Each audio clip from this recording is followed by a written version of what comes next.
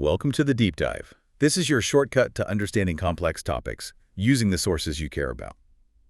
Today, we're really digging into sustainable practices in low-carbon tourism. Our focus, Thailand. And we're working for that document you shared, 25 Sustainable Practices in Low-Carbon Tourism, a case study of Thailand. That's right. And our goal here is to unpack how Thailand, which is this huge player in global tourism, is handling a pretty critical challenge. It's about cutting its carbon footprint, but also, protecting its economy and that incredible natural and cultural heritage people love. And it's immensely popular, isn't it? I mean, biggest in Southeast Asia, over 25 million visitors a year. That level of success, well, it inevitably brings environmental pressures. You've got pollution, strain on resources, the whole lot. Exactly. So figuring out how Thailand's navigating this sustainability issue isn't just interesting for Thailand. It feels like there are lessons here for global tourism generally. And to help us really get into it, we've got our expert joining us. Thanks. Yeah, it's quite the balancing act Thailand's performing. Tourism is, it's massive for them, over a fifth of their GDP. So when you think about climate change threatening their natural assets, the beaches, rainforests, mountains, islands. The very things people go there for. Precisely. It's not just an environmental worry, it's a direct hit to their economy. Changing weather, rising seas, more extreme storms. These things fundamentally undermine their tourism product. Yeah, absolutely. And it's not only the direct environmental threat, is it? It seems like there's this bigger shift going on globally. More travelers are, actively looking for greener options. The source mentioned evidence for that growing demand. That's a huge factor. So if the Thai tourism industry doesn't adapt, they could lose out. They might become less attractive to this growing eco-conscious market. Right. It's pressure from two sides. Managing the environmental risk and also meeting what customers increasingly want. Which makes Thailand's move towards low-carbon tourism quite significant. It really does, and they started early. The National Economic and Social Development Board launched their tourism carbon neutral plan way back in 2013. 2013, wow. Yeah, that shows some real foresight, trying to future-proof that vital sector against climate impacts. Okay, so let's break down this low-carbon tourism concept a bit more. The document calls it a type of green or sustainable tourism, the main goal being cutting net greenhouse gas emissions. So essentially, tourism that uses less, or ideally no, fossil fuels. Right. And it's broad. It's not just about, say, flights. It covers the whole experience. Energy in hotels, food sourcing, waste management, everything aimed at reducing emissions. Yeah. And there's some key principles mentioned. First, you've got to actually measure your footprint and show you're reducing it. Okay, measurement is key. Second, demonstrate clear positive emission reductions. And third, ideally, get some kind of certification or validation so people trust it's genuinely low carbon. Makes sense. So practically, how does Thailand actually implement this? The source listed quite a few strategies, things like boosting energy efficiency, LED lights, better HVAC systems, using renewables like solar. That seems like a big one. Definitely. And it goes beyond just the flashy tech. It's also about using local renewable sources, wind, hydro, maybe geothermal if it's available. Yeah. Educating tourists plays a part too, encouraging them to, save water and energy, cut down on waste. Right, influencing behavior. And then there are carbon offsetting programs investing in projects elsewhere to balance out the emissions you can't eliminate. Oh, okay. Offsetting. Plus, looking at the whole supply chain, cleaner production, eco-friendly materials, better logistics, less waste. And crucially, this isn't something one group does alone. It needs everyone involved: government, tourism bodies, local communities, businesses, real collaboration. Let's get into those actions a bit more. Government policy seems foundational. The document mentions big frameworks like the National Economic and Social Development Plan, setting the overall environmental direction. Yeah, and it's interesting to see how those high-level plans translate, or sometimes struggle to translate, into action on the ground. The National Tourism Development Master Plan is the specific blueprint for low-carbon tourism, and the 12th version was highlighted as important. And they mention pilot projects, like Khaosok Island. Exactly. Real-world trials. And you've got key bodies like the Office of Natural Resources and Environmental Policy and Planning and the Thai Working Group on Climate Change trying to coordinate it all. But it's not smooth sailing, is it? The source flagged challenges at the local level. Lack of government funding for community projects specifically, sometimes not enough local expertise or capacity to enforce rules. coordination issues, too. That's often where the friction happens, yeah. Policy is one thing, making it work locally is another challenge entirely. Then there's the private sector.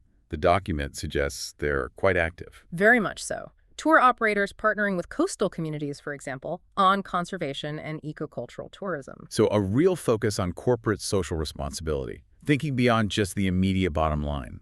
Seems like it. And adopting innovative sustainability practices.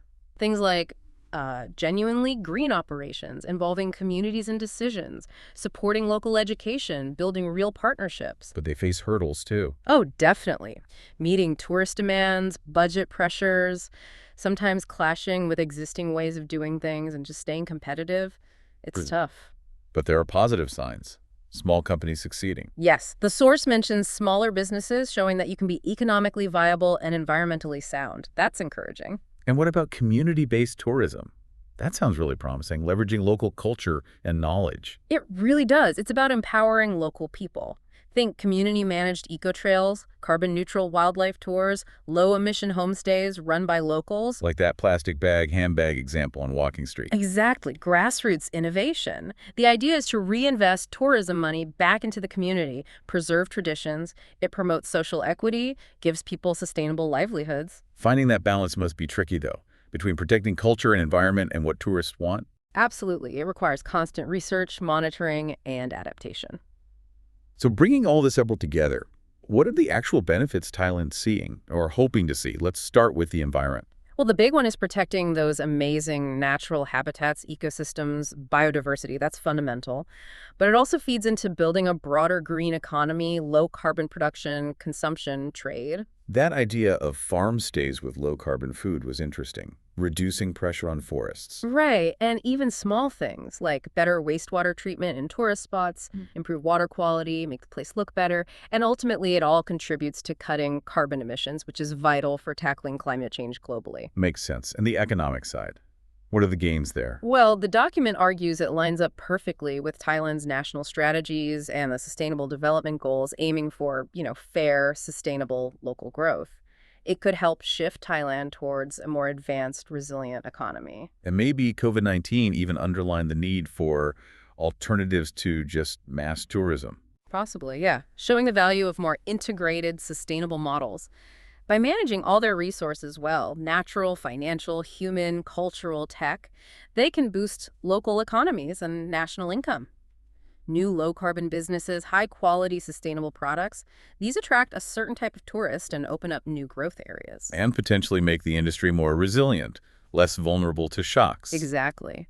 Plus, efficiency saves money in the long run, less energy, fewer resources used. That can attract investment. Like that Bangsai Arts and Crafts Center example.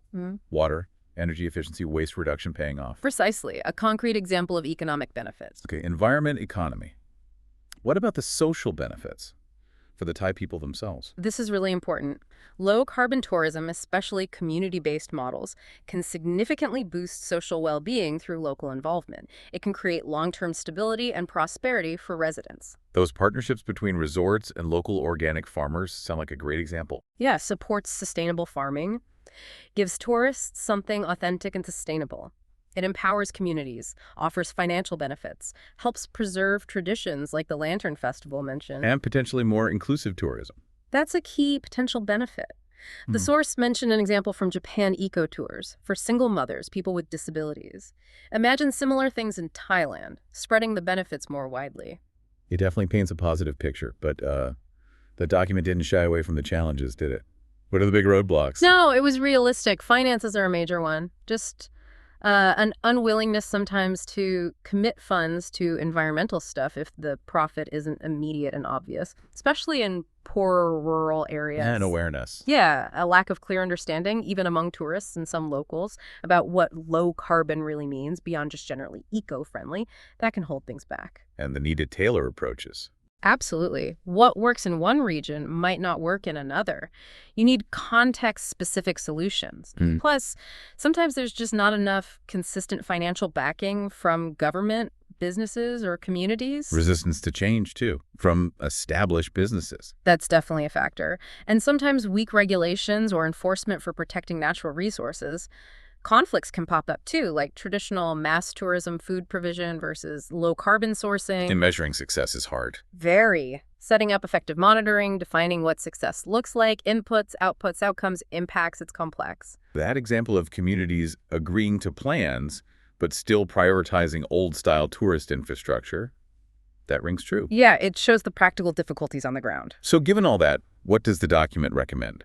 How can Thailand push forward? Well, strong government leadership is seen as critical. Developing and implementing clear policies on emissions, waste management, encouraging businesses to get involved in climate projects, really promoting ecological tourism. In the private sector. They need to lead, too, adopting green practices, creating products for responsible tourists, making sustainability core to their operations, and genuine collaboration with local communities is vital, making sure it's culturally appropriate, economically viable for them. Policy tools. Incentives. Yes, developing smart policies and market mechanisms to encourage low-carbon operations. Creating frameworks that look at both supply and demand. Education seems key as well. Huge. Investing in training for everyone in the industry so they can develop and market these low-carbon products and services effectively. And, as we said, robust monitoring and assessment to track progress and see what needs fixing. And more research needed. Definitely. The document calls for long-term studies, looking at technology integration, collaborative research, interdisciplinary approaches. There's still a lot to learn, and just keeping a close eye on how tourism develops in a changing world. Okay, so wrapping this up, it really sounds like Thailand is actively pursuing low-carbon tourism. It's a strategy for environmental protection, economic growth, social well-being, but it's complex. Big opportunities, but also significant challenges to navigate. Absolutely. And that point about multi-agency coordination and collaboration really stands out from the source material. It needs government, the private sector, and local communities all working together. It has to be integrated. Right. So this deep dive into Thailand's low-carbon journey leaves us with a final thought for you, the listener. Thinking about Thailand's experience, what are the key lessons for other countries that rely heavily on tourism and want a sustainable future? And maybe, what role can each of us as travelers play in supporting this global shift? Something to think about regarding how environmental responsibility connects to the future of travel itself.